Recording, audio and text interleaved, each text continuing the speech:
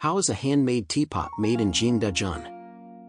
This video introduces the process of traditional artisans handcrafting ceramic teapots in Jingdezhen. The artisan starts by splitting the pottery clay into two halves like slicing tofu. Taking one half and kneading it repeatedly on the workbench with a force no less than that of a dough kneading master. Each lump of clay undergoes 18 different manipulations in the hands of the artisan. It seems that to make a teapot that can sell for a good price, one must not hesitate to spend time and energy repeatedly refining it. Then, the artisan moistens the surface of the clay with a little water, lifts it with both hands, and under the rotation of the pottery wheel at the bottom, continues to press inward, exerting more force, curling the fingers inside and then expanding outward to form the initial shape.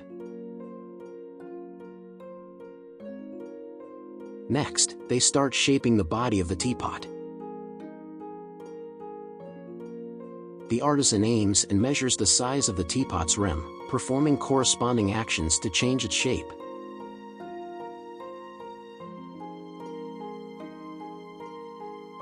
It looks like a magical process, and slowly, you can see the general outline of the teapot. The artisan removes the body from the pottery wheel and sets it aside to air dry naturally. Then, they begin to create the internal filter of the teapot, pinching out a ring that fits into the edge of the teapot body and smoothing the inner walls. Considering the design, the artisan pinches the edges of the filter to create a lace-like effect, then cuts this part out, which needs to air dry together with the teapot. Once a complete set of raw teapot parts is made, the next step involves transferring them to a steel plate and raising the temperature. First, the bottom of the teapot is baked to fix its shape. Further fine-tuning follows. The artisan takes out a carving knife, carves the base of the teapot first, and then thins it down in a circular motion. As each teapot size must be precisely controlled, no flaws can occur during the carving process. Then, the body's surface is smoothed, finishing the body of the teapot.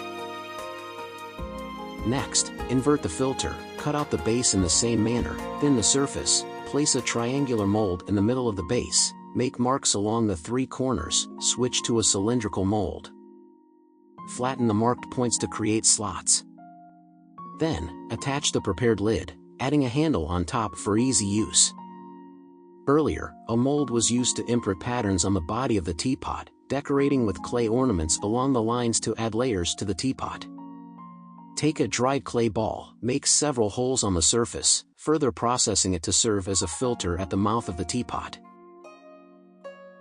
Then, use clay to seal the edges, attach the short spout structure, fine-tune local imperfections, and add the teapot handle, adjusting the contour to match the body of the teapot. Thus, all structures of the teapot are completed. Before firing, don't forget the middle filter. Drill small holes to play a key role in filtering tea leaves.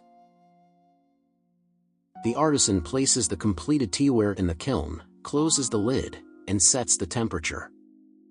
Once the baking time is reached, the ceramics are removed. At this point, you can see the clay is turned into a white raw piece. Check for any damage inside the teapot. Then, proceed to the next step of glazing. The artisan mixes the glaze, slowly dipping the teaware into the glaze water. Besides the filter only being half covered, the rest needs to be fully immersed in the glaze for final coloring. After blowing out the glaze covering the mouth of the teapot for a while, it naturally air dries. At this time, the teapot lid is still not impressive. The artisan needs to apply a second glazing to make the color turn white, then refire in the kiln. After being taken out, this is the final product effect, showing deep colors. No wonder so many tea enthusiasts like to display teaware at home as a craft and have tea chats with friends when they visit. How much would you be willing to pay for a set of handmade teaware like this? Having watched the video,